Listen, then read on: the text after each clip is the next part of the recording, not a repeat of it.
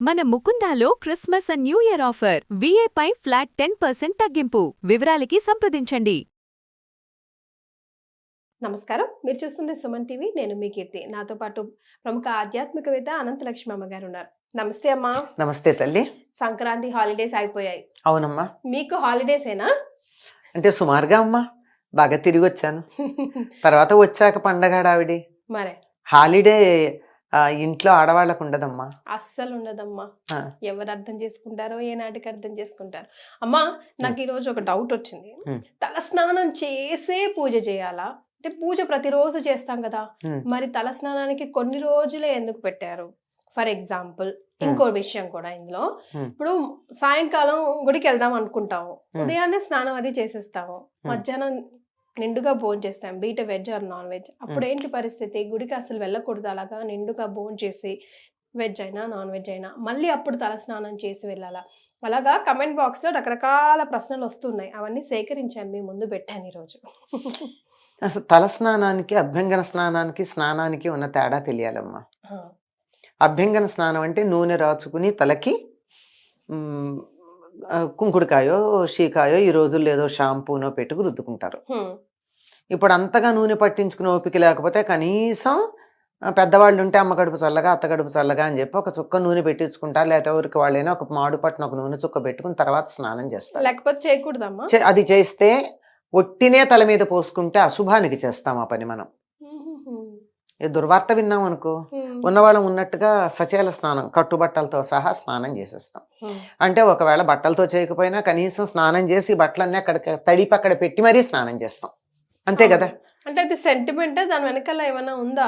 ఉందమ్మా, లేనిది మన సెంటిమెంట్లు అన్నీ కూడా వెనకాల సైంటిఫిక్ రీజనింగ్ ఉన్నవే అన్నమాట. అలాగే కొన్ని ఇంట్లో పితృకార్యాలు చేస్తారు, తద్దినాలు అవి పెడతారు. అలా పెట్టేటప్పుడు ఏం చేస్తారు? తలస్నానమే చేస్తారు, తలంటి పోసుకోరు. నిన్న కనుమ నాడు కూడా అందరూ తలస్నానమే చేస్తారు, భోగినాడు తలంటి పోసుకుంటారు. రెండుకి తేడా ఉంది చూసారా? భోగినాడు పోసుకునేదే తలంటి, అభ్యంగన స్నానము. కనుమ నాడు చేసేటటువంటిది మామూలు తలస్నానం. ఈ రెండిటికి తేడా తెలియాలి. ఇది తెలియక తలస్నానం చేయాలంటే ఎందుకు చేయాలి? చెయ్యక్కర్లేదు, నిత్యం చేయక్కర్లా. ఆడవాళ్ళు అసలు చేయక్కర్లా, మగవాళ్ళు చెయ్యాలి. ఇప్పుడు మీరు తలస్నానం చేసి పూజ చెయ్యాలని ఒక మాట అడిగారు. ఎవరు చెయ్యాలి పూజ? ఆడవాళ్ళ మగవాళ్ళ? మగవాళ్ళు. కానీ వాళ్ళు చేయరు కదా. అదే కదా, వాళ్ళు చెయ్యను కనుక ఏం చేస్తున్నారు?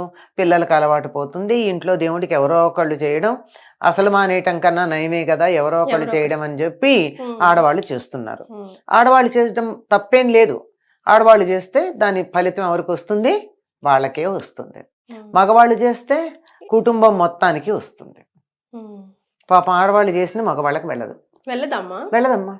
అందుకోసం ఏం చేస్తారు వీళ్ళు? వ్రతాలు చేసి ఆ వ్రతం యొక్క ఫలంగా నా భర్త కలకాలం బతికుండాలి అని ప్రత్యేకంగా కోరుకుంటున్నారు.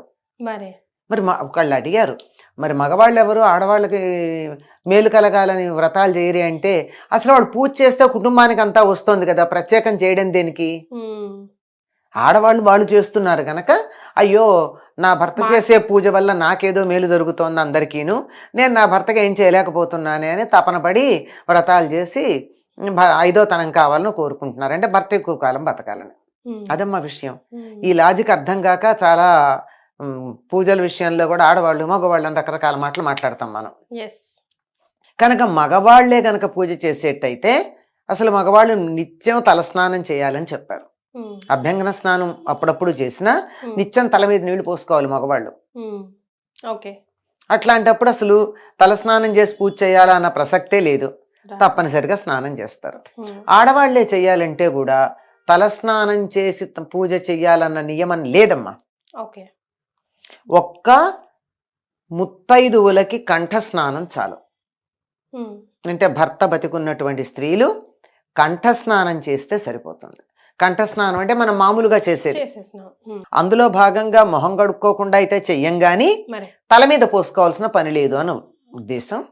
దానికి ప్రత్యేకంగా వాళ్ళు చేసేది మాత్రం అభ్యంగన స్నానం చేయాలి. తలకు నూనె రాచుకుని అప్పుడు తలంటూ స్నానం చేయాలి. తల అంటటం అంటే అది కూడా శనివారం బుధవారం ఏవో లెక్కలు చెప్పారు మన వాళ్ళు. సోమవారం అంత మాత్రమే చెయ్యాలి, ఆదివారం అస్సలు చేయకూడదు ఎవరును, ఇలాంటి మాటలు. కనుక ఇప్పుడు అర్థమయ్యింది కదమ్మా. ఉమ్. రోజు ఆడవాళ్ళు పూజ చేసేటైతే తల స్నానం చెయ్యాలా? చెయ్యక్కర్లేదు. చెయ్యనక్కర్లేదు. క్లారిటీ వచ్చిందా? ఎస్. అంతే, అంతకన్నా ఇంకేం లేదు. మగవాళ్ళు ఎలాగూ చెయ్యాలి గనక వాళ్ళు తప్పనిసరిగా స్నానం చేస్తారు, తల స్నానం చేసి పూజ చేస్తారు. వాళ్ళు చేయని పరిస్థితుల్లో అది లేదు ఇది లేదు, తల స్నానం లేదు, పూజ లేదు. ఏది లేని వాళ్ళ గురించి ఏం మాట్లాడతాం? మరి ఏదన్నా చేస్తే దాంట్లో మంచి చెడు తప్పు ఒప్పు చెప్తాం. అసలు ఏం చేయని వాడికి చెప్పేదే ఉంది, అదే సరైపోతుంది. ఎస్. ఎట్లా ఉంది. ఇంకా మీరు మధ్యాహ్నం సాయంకాలం పూజకి అన్నారు. సాయంకాలం పూజ పూజకి గుడికి ఆలయాన్ని గుడికి దర్శనం. వెళ్ళినప్పుడు హాయిగా కడుపు నిండా భోజనం చేసి పెడితే వెళ్ళొచ్చమ్మా, అందులో అనుమానం ఏం లేదు. కానీ మాంసాహారం తింటే అని అడిగారే, ఆ అడగడంలోనే తెలుస్తోంది కదా డౌట్ ఉందని.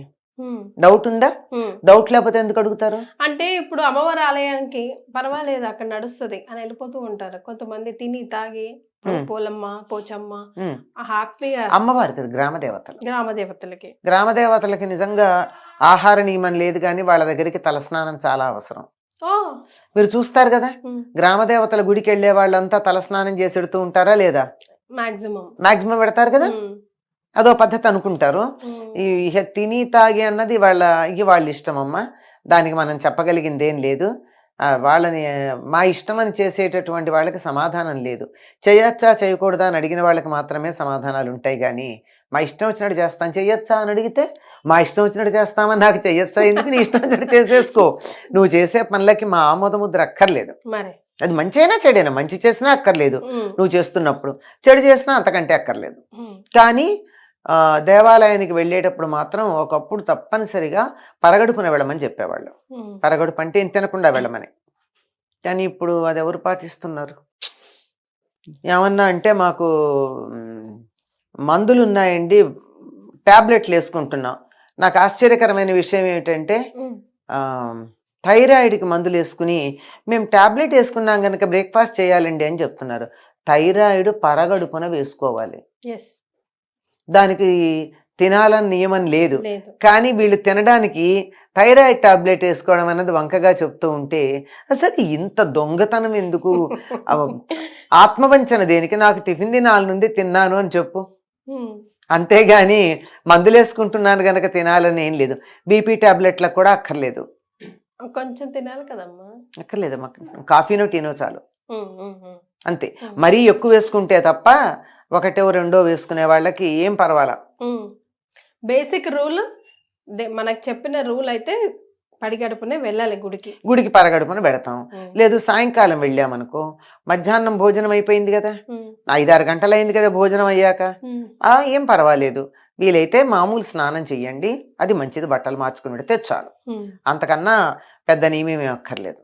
అంతే. ఇక్కడ ఉంటుంది. అసలు మనం ఏమనుకుంటున్నాం, ఇప్పుడు నేను అడిగేటప్పుడు మీరు అన్నట్టు కొంచెం అమ్మ నాన్ వెజ్ తిని గుడికి, అక్కడే అర్థమైపోయింది కదా, అడగడంలోనే తెలుస్తోంది కదా. అది నాన్ వెజ్ అంటేనే సాత్విక ఆహారం కాదు.